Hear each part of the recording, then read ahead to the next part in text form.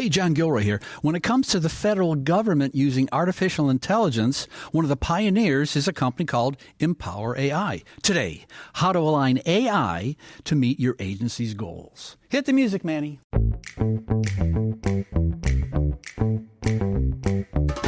Welcome to the Federal Tech Podcast, the podcast that connects you to federal technology leaders. My name is John Gilroy, and I will be your moderator. Our guest today is Jennifer Sample, Chief Technology Officer at EmpowerAI. I want to talk about artificial intelligence, Jennifer, but you are in the middle of a hurricane here. The federal government, artificial intelligence, how can you understand anything? It's confusing, isn't it?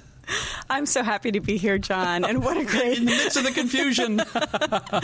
What a great way to start this. It's an amazing time to work in the field of AI, honestly. There's so much happening. It's not just regulations changing, it's technology evolving at a rate that we've never seen before. It is hard to keep up with it. Jennifer, I do a lot of reviews. Oh, what's happened, sir, in the last 6 months? Now, you say, John, how about the last 6 hours? Exactly. To wit, this morning, I do my homework, and I looked at an executive order this morning, and I know exactly where it's at. I found it in the federal website, and I got a 404 order, 404 redirect. What is this? So things are changing quickly, and it's hard to get a handle, isn't it? It is, and that sends quite the message. That It sure does. Yeah. One way that I think we can understand this is to start at 40,000 feet, sure, all the way down here. So if we try to put this in perspective, AI's been around for a few years. It's gotten popular the last few years. In 2023, America was probably a leader. Now we probably lost some of that leadership. But AI is all over the world and applied in all kinds of different places. So give us the big global view here. The global view, from my perspective, and I'm a techno-optimist, is that we're not on a hype cycle right now. It's just going to stay like this. This is not a situation where, all the hype will kind of peter out and we won't realize all of the benefits. I mean, if you're using ChatGPT or you're using Microsoft Copilot, you're seeing every day how much impact this technology has on you. And our federal employees see that as well, and they want those sorts of efficiencies. And, I think everyone knows that in the federal government, many times we are handcuffed with the type of data we can use and how we can employ. But our adversaries sure aren't. Yep. It's true. And, it's so interesting things that are happening this particular week because there's a balance to be achieved between bureaucracy and innovation, right? I mean, you see this as organizations scale.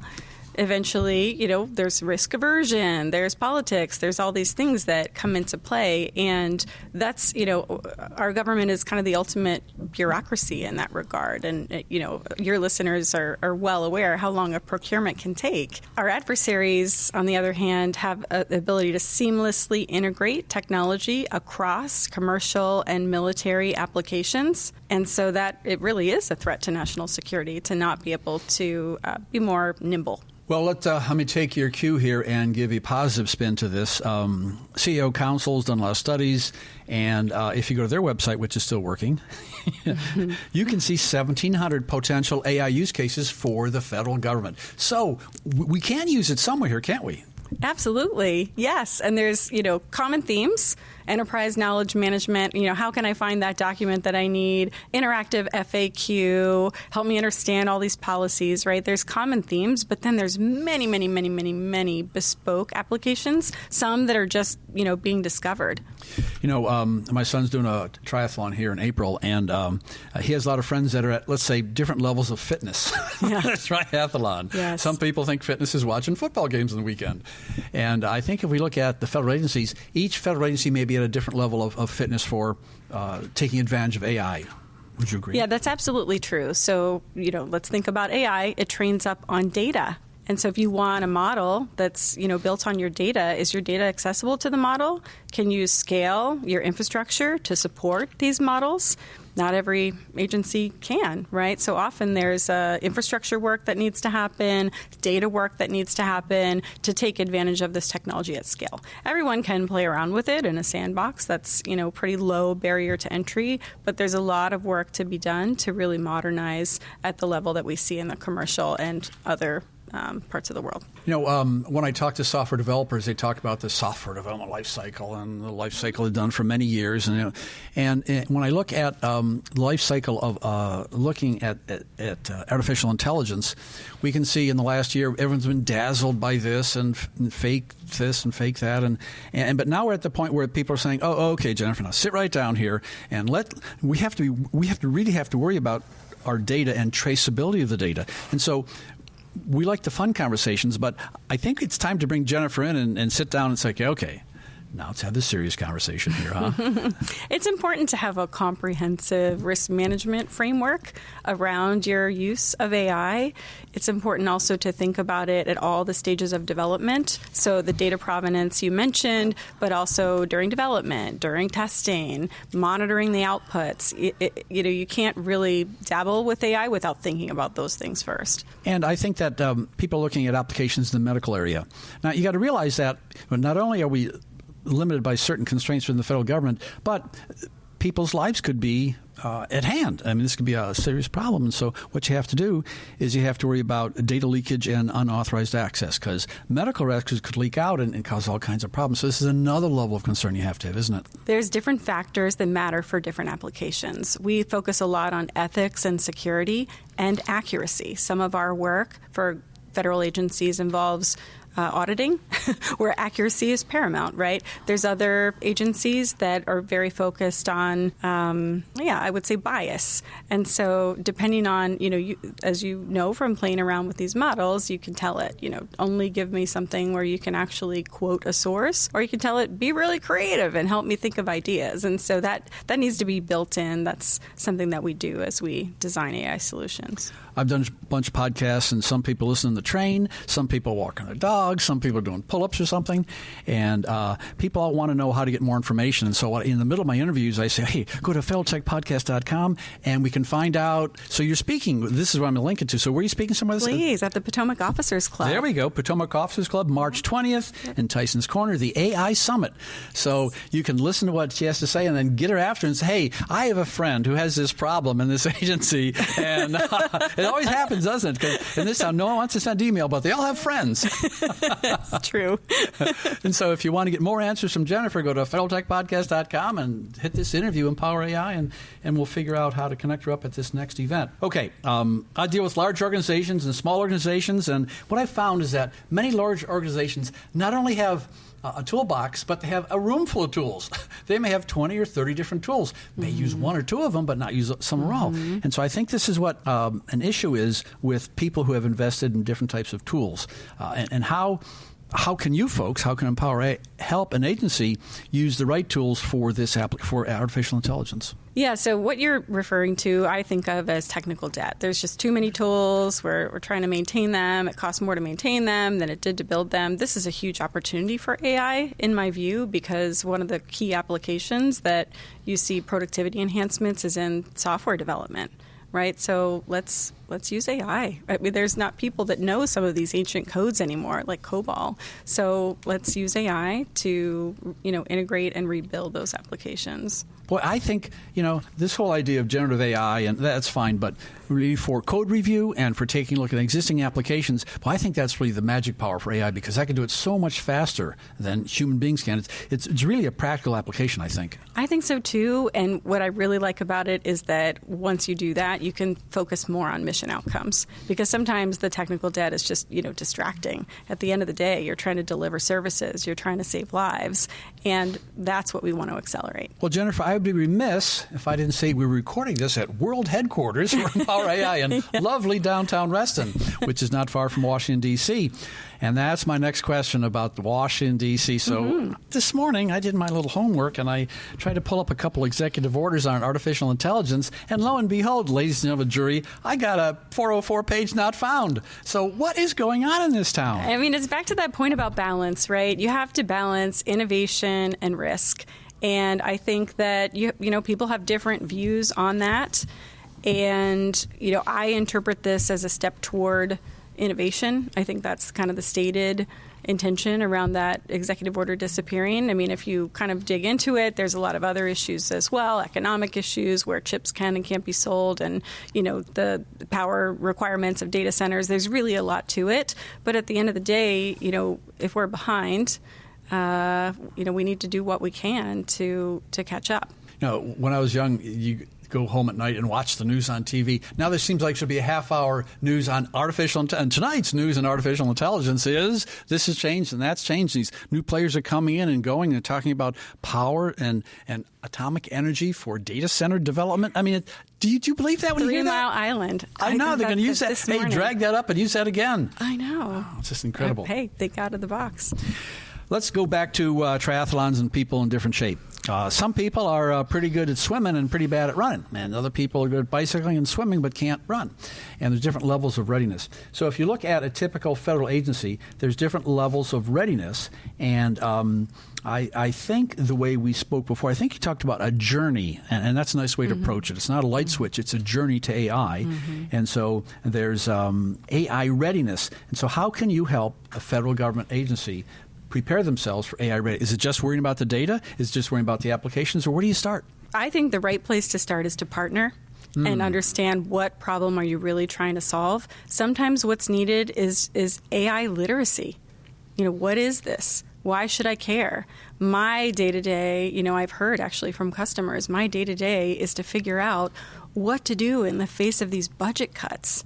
I can't, mitigate risk anymore. Now I have to prioritize which system is going to fail first. And someone in that situation doesn't think about AI. They think, oh, that's another thing I have to pay for. I don't have any money.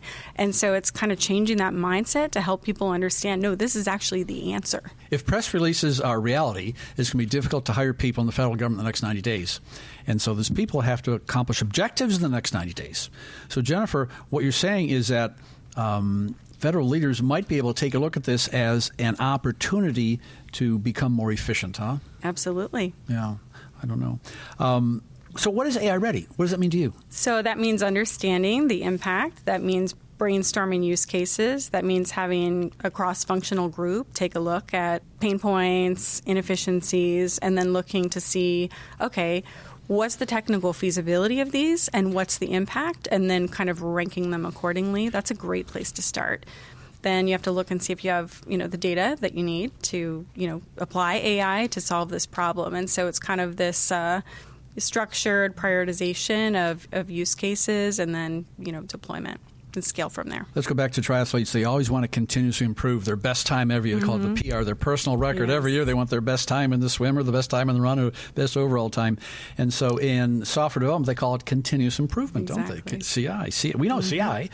You talk about something called continuous qualification. So what is continuous qualification? Qualification of use cases. I mean, you mentioned it, right? 17,000 use cases, right? I mean, I did this when I started here. We had a, cross-functional team take a look at internal uses of AI, right? I mean, and this is the case all across federal. Eating your own dog food. Eating your own dog food, right? And so we wanted to do more to eat our own dog food. And, the sky's the limit on the ideas that people have, but you can't do it all. So it's important all the studies show this. The impact of AI is you get out what you put in, right? So do a good job at the beginning, figuring out where to start. Also, a lot of people have fatigue from AI. Oh, we tried it already. It didn't work. We tried this tool. It didn't work. And so that's part of the equation, is finding something that's really going to resonate, be popular, so that you can do the change management around it as well. My last interview was a gentleman named Reggie Townsend from Chicago. He works for SAS, and he is Vice President of Ethics. Oh, wow. What a title that is, So he understands the data, and he tries to put it in perspective. And he looks at the international community, and he said, well, John, we ain't the only ones in town. I mean, there's a lot of people doing a lot of things all over the world, and this whole idea of governance is something being debated and applied in different areas. There's certain areas that are applying it differently than we are, for example, in Europe, and there's other areas that maybe in China they're not applying it differently. And so from the federal perspective, so how do you handle contextual governance for AI? I'm so glad that you asked this question. I mean, I'm looking at your microphone right now, and it says federal. If for anyone that's listening that ever had to, do the forms around their foreign travel, I think that, in the federal workforce, people don't travel as much. So you're absolutely right. There's so much going on out there, and there's a lot that we can learn, right? I mean, we're all dealing with this together. No one really knows how AI will change the future of work. And so we can learn from each other. I think this issue of governance is absolutely critical. I think looking into vulnerabilities is absolutely critical. And we need to, learn from each other is the best way to answer that. I mentioned that your company's one of the pioneers here, but it really is. I mean, what's the phrase? I was in the country for country was cool. I was into AI for AI. I mean, you were. I mean, in 2020, you put AI in your company name. It's That's right. And on the building. I mean, hey, exactly. we're going to put it right here. This is our banner, and we're going to move with it. And to tell you the truth, 5 years ago, where's AI heading? Was it going to blow up? It'd be nothing, but you or someone at this company foresaw things. I went to your website and I saw this expert. Did you vacuum up all the experts or something? We couldn't have known, right? I mean, everything changed when ChatGPT came out. It's true. That said, the history of our company is focused on IT services management, and so we've always tried to accelerate mission outcomes with the way that we do that. And automation is part of it, right? Like freeing people up to do strategic decision making, automating, rote tasks that are kind of low job satisfaction type tasks. And so AI is kind of machine learning. It's kind of a natural extension of that. So that's kind of where we were thinking in 2020. Not large language models, but just how can we take advantage of this technology to deliver better services? So AI enabled IT is kind of where it started.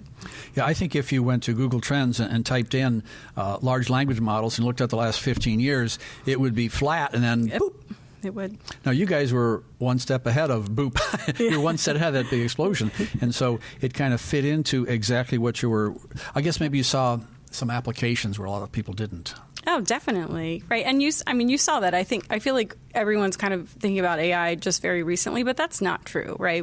The deep learning was a thing. If you're in the natural language processing world, there are a lot of models like BERT and Ernie. I don't know if any of these sound familiar, but we were working on these, like the future radiologist, computer vision. These things have been going on for a long time, and those are, artificial. They're not LLMs, but you could definitely call deep learning is a form of AI. So those things were the applications that we saw then, and obviously positioning well to take advantage of the new wave with LLMs. There seems to be shifts that you see many times. Something will shift to the left, shift to the right, come back and forth, and we see companies moving away from the cloud and repatriating, going back in site.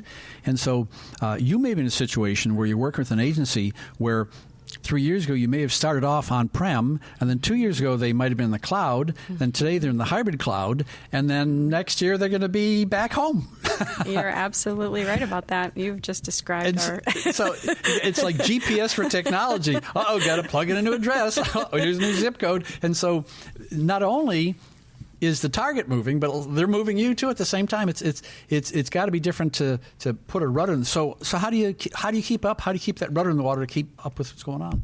Lots of ways. Listening to your podcast is one of them. Whoa, winner, chicken dinner. That's what I want to hear. Well, it's hard. I mean, I try, and you can't read books. It's like, well, YouTube videos maybe, but then some people may not be, accurate. Famously, artificial intelligence is very, very short, but not always accurate, huh? Yeah, it's true. Yeah. Have you listened to any of the AI podcasts that are not about AI? They're about AI by AI. Oh, I tried, and I couldn't do it. Yeah, it was just too much. I see it on YouTube all the time. I see that fake voice. It's like, hey, and it's just. Maybe it's going to get better, but I can't understand it at all. The good news is that you'll be face-to-face with human beings, yes, not going to be artificial at all, at the Potomac Officers Club AI Summit, and it's just around the corner here in Tyson's Corner. So what kind of questions do you think you're going to get? You think going to change in the next month or two? I mean, what's coming up? I expect a lot of questions about the future of work, honestly. It used to be, what's going to happen to my job? And I think there's new, current events that bring in, additional questions around that. I think these same sorts of questions in March we'll be dealing with that we're dealing with right now. And then there's going to be all new things, right? You're reading the headlines too. How are these new, partnerships between OpenAI and Oracle, and how are we going to get enough data? Is there enough data in the world to keep up the pace of technology? These sorts of things. That's what I expect. These kind of futuristic type questions. Hopefully, some applied. Can you do this with AI? Hopefully, we get some of that too. Well, just in the last few days, we've heard a new word. It's called Stargate. Exactly. Now, okay, Stargate. So, in 2 months from now, when you're in front of these officers, maybe it'll be a bust. Maybe it'll be something that's new. Maybe it's something to talk about. But it's funny that you go up to talk about artificial intelligence, you wind up talking about the future of work. You want to talk about AI, you end up talking about power and power sources. Yep. Where have we made the leap? We're at the next level here, huh? Mm-hmm. And chips. Don't forget about that. Well, we can't forget about the Chip Act. Yeah, and that's when NVIDIA's trying to, and the latest that I've heard is that some companies in China are accomplishing magic things with AI using less powerful chips than we have here. So where's the innovation? But I want to see what's going to talk to them on March 20th, because it could be completely different than we're talking about today. Yes. It could be focused on the 3 Mile Island and what they're doing over there. And that's what's fun about it. It's good. Well, I hope our listeners got a better idea what EmpowerAI can do. And we are unfortunately here running out of time. You have been listening to the Federal Tech Podcast with John Gilroy. I'd like to thank my guest, Jennifer Sample, Chief Technology Officer at EmpowerAI.